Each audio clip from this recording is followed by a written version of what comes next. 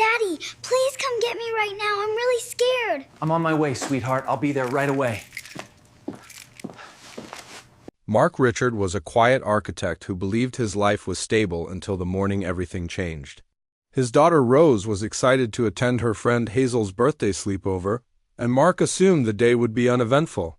His wife Elizabeth left early to drop Rose off, acting normal in every familiar way. Mark spent the day working, but when evening came, Rose called asking to be picked up. Her voice was tight and frightened, and he left the house within seconds.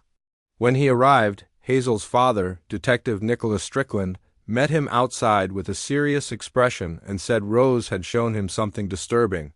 Mark brought his daughter home before asking what it was. Rose hesitated, but finally handed him her phone.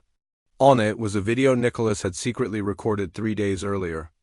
The footage showed Elizabeth in a warehouse with a silver-haired man surrounded by children who looked terrified. Paperwork changed hands, money was exchanged, and Elizabeth acted like someone used to the process. Mark watched in disbelief as Elizabeth grabbed a crying child and forced her into a chair. He felt the world tilt around him. Rose asked if the kids were being hurt, and Mark realized they were seeing the truth at the same time. He told Rose to pack quickly because they had to leave. He grabbed his emergency bag, documents, and cash, then turned off his phone. Elizabeth was texting frantically, demanding to know where they were. Mark drove into the night, ending up at a cheap motel where he explained what little he understood. Rose confessed that she had seen strange things before, including children in vans and unfamiliar people around her mother's office. Mark searched Elizabeth's organization online and found it cloaked in legitimacy. But the more he dug, the more he saw inconsistencies, false records, and gaps he had ignored for years. Rose began remembering early childhood images that didn't match anything Elizabeth had ever told them. Her birth certificate looked forged, and the doctor listed was tied to past fraud. Mark realized his daughter might not have been adopted through legal means at all. He contacted his old friend Carl, a cybersecurity expert, and asked him to protect Rose while Mark investigated. He drove Rose to New Hampshire and left her in Carl's care, promising he would come back. Then he met Nicholas at a crowded mall and learned the truth. Elizabeth was part of an international child trafficking network disguised as a humanitarian nonprofit. Hundreds of children had been taken, sold, and relocated through forged documents, including Rose. Nicholas revealed that federal investigators had been building a case for years, but lacked critical evidence.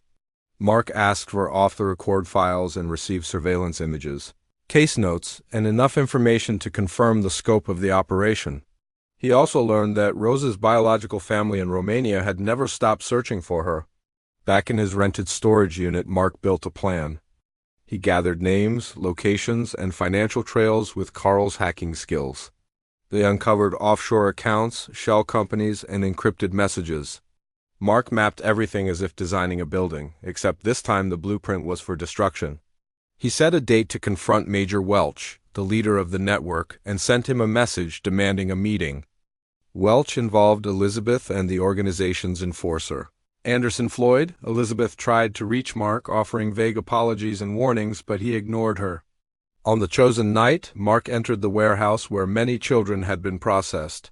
He set traps, disabled exits, and created a controlled maze. When Welch, Floyd, and Elizabeth arrived, Mark locked the building remotely and contacted them through the facility's PA system. He demanded confessions from each of them. Under pressure, they revealed the truth about Rose, the origins of the network, the families torn apart, and the money they earned. Mark recorded everything. Then, at exactly the time he planned, Carl sent the entire database of evidence to federal prosecutors, Nicholas Strickland, and Mark's mother. Mark also released a public website showing names, accounts, photos, and records, making the crimes impossible to hide. After the files were sent, he unlocked the doors and allowed them to flee, knowing the world now saw them as monsters. Police arrived minutes later, but Mark surrendered peacefully. Investigators confirmed the evidence was overwhelming. Within days, Welch and Elizabeth were arrested at an airport trying to flee. Floyd vanished but was caught months later. Mark was questioned, criticized, and nearly charged. But prosecutors quietly dropped most charges because his evidence stopped a massive trafficking network. Mark retrieved Rose from Carl's home, and she asked if the bad people were gone. He told her yes. When she learned her biological family was alive, she felt conflicted but relieved. Months later, Rose spoke to her biological mother through a translator, and both cried through the call.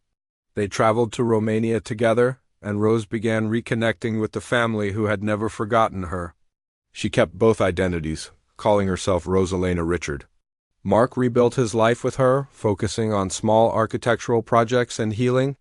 Elizabeth wrote from prison asking forgiveness, but Rose chose not to respond.